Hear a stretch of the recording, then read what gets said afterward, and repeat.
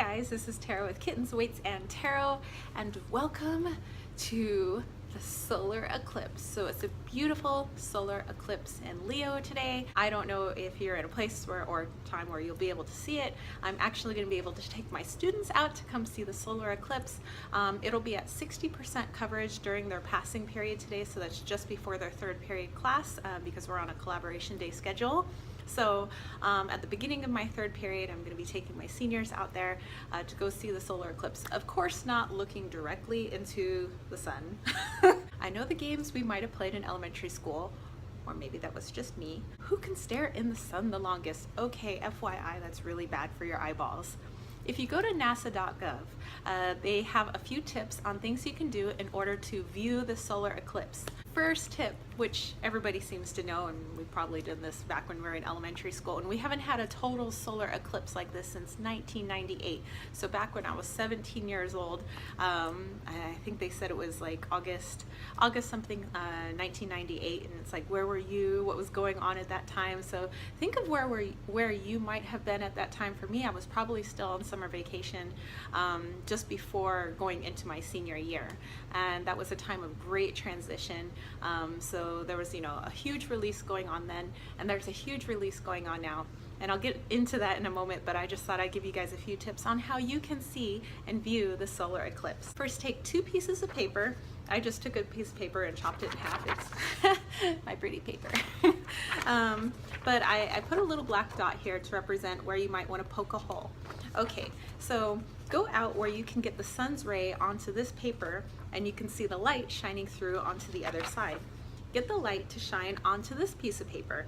Once you put the 2 papers above each other, you'll be able to see it'll be like a light spot here. And then as the eclipse is occurring, you'll be able to see what that solar eclipse looks like on the piece of paper. So those of you that may have remembered doing this in elementary school. Next tip for those that are a little bit more creative, you could take that same white piece of paper or a white sidewalk if you have it and take a colander. So look at all those beautiful holes in your colander. The one that you make spaghetti with, or you like rinse off your salady stuff with. And put that over your piece of paper, and then you have multiple images of the solar eclipse happening. So a colander is a nice little thought. My last tip is, if you know somebody who is in the tint business, which I do, get a piece of Blackout tint. So it's not limo tint. Limo tint you could still see through, but there's an actual piece of tint which is meant for residential and commercial applications, not car. Car is a different type of tint, and the darkest type of tint that you can get for a car is limo tint. That means there's still a bit of visibility through that tint. So if you were to try to look at the sun through that tint, there's still a chance that you could damage your eyeballs. If you get Blackout tint, which specifically says blackout, where you absolutely can't see through it, and it's very hard to get light through that tint. I have used it to cover my camera in the past for the last solar eclipse that we had. Of course, it wasn't a total solar eclipse, but it was beautiful. And you don't want to take your camera lens and point it directly at the sun, because your camera lens is just like your eyeballs. And so you could damage the sensitive sensor, which is in your camera, when you click that shutter open and allows that full brightness in, so that's bad. So what I did is I just took a piece of that Blackout, I placed it over my camera lens and took like a rubber band to like hold it on, and then I could like look up into where the solar eclipse was. Of course it's black, so I couldn't see anything, so I had to keep moving the camera until I saw like almost a glowy spot in the sky. And then then I was like, oh wow. So I kept shooting and taking pictures until and I caught the full range of the solar eclipse, and it was pretty cool. So if you want to do something like that, especially if you're photographically inclined, that would be awesome. Also do that with your cell phone camera and see how that turns out. But you might want to use a telephoto lens, so this might be more for a DSLR camera. I have a sample piece of tint here. This isn't Blackout tint, by the way, but I just want to show you like kind of what tint is. So you notice you can see through this, so this would not be good at all for looking at a solar eclipse. But I will be cutting off a piece of Blackout tint later, and I will be bringing that with me to school as I am filming this the night before and you guys are actually watching it on the date of the solar eclipse. So those are my 3 tips on looking at the solar eclipse. So you guys are probably wondering why I'm so dressed up. I actually just came from a beautiful performance. These 2 beautiful 16-year-old girls put on this like lovely like 3-hour like Indian American performance, and it was full of traditional folk dances and everything. It was fabulous.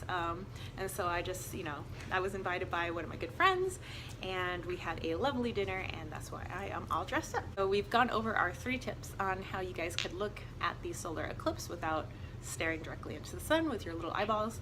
And I thought I might do a little bit of scrying. So I brought 3 stones. My first stone is this beautiful piece of petrified wood, and I brought this out to represent Earth. Then I have this lovely piece of moonstone to represent moon, and this lovely piece of sunstone to represent the sun. Because the 3 bodies are in alignment, we have Earth, sun, and moon, or vice versa. What I want to do is kind of scry into the 3 of these, or actually just kind of feel the energy of the 3 of these, for things that maybe as a general feeling of things that we might want to release this solar eclipse. So give me a moment while I kind of look at my 3 little friends here.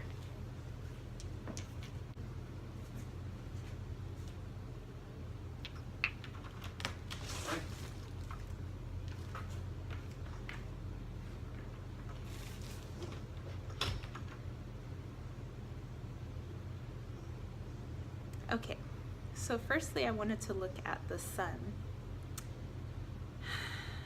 And what I'm getting from sun energy is to release areas of our life where there's unnecessary energy being wasted, you know, where we're wasting our energy. And mostly I'm seeing it as getting angry or constantly repeating ourselves on things that, you know, it's not making any progress. You know, if you're constantly, you know, getting mad at somebody, or a certain situation is like really pissing you off, but you really don't have control over that situation, it's just a waste of energy to continue being pissed off about it and to continue yelling at certain people when they're not going to change. So you're going to have to attack this from a different angle. So what I'm getting from the sun for the solar eclipse is to look at areas of your life where energy is being wasted. So shining a light on those parts of your life where you are wasting your time, because your time is precious. Okay, next I want to look into our beautiful moon. So moon, what do you got for us?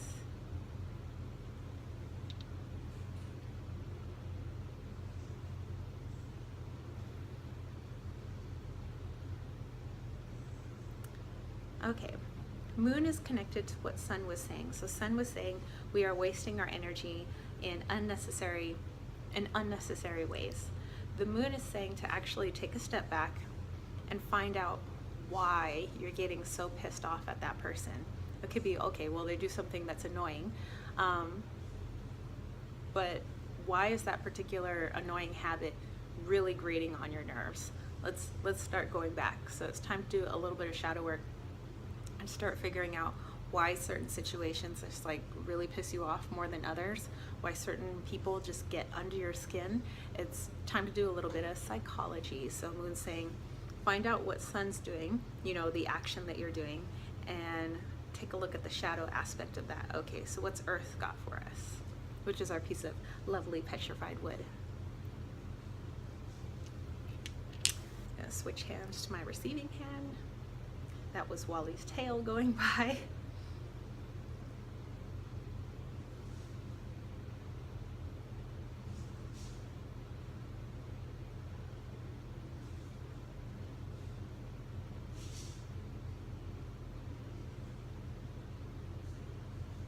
Okay, so Earth is reminding us that if you're going to do that shadow work, if you're going to do that psychology, to really ground yourself in Earth, but what Earth is saying is to actually go outside.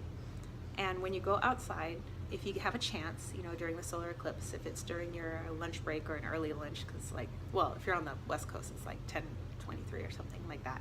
starting at 9 a.m. I think, but that 60% coverage is like at 10 something, is to take a look around at all the people staring at this event. Not everybody's like woo, you know, not everybody's into the metaphysical, but a lot of people are into that feeling, that energy, that this is like a big deal. You know, people are just like awed by it. So take a look around and ground yourself with that. Just knowing everybody's got their own path. Everybody's got, you know, their ticks, their quirks, their things that piss them off. Everybody's trying to find their way. Everybody's got to do a little bit of shadow work.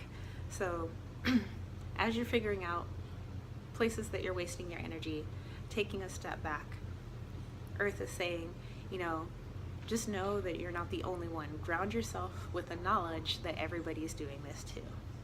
So, interesting little reading for us, and that little snippet that you guys saw, like a little break, my boyfriend was able to bring out a piece of Blackout. So unlike this piece of tint here, where you can clearly see through it, this is a piece of Blackout. It's like absolutely, there's nothing, there is nothing. So yeah, if you are gonna do something with the sun, this is fantastic to put. If you have a piece of Blackout, I actually have to say Blackout. Put it over your camera lens or over your eyes, just like that. Okay, so that's it for me. I hope you guys have an awesome solar eclipse. Think of the things that you guys want to let go. What shadow work are you going to be doing?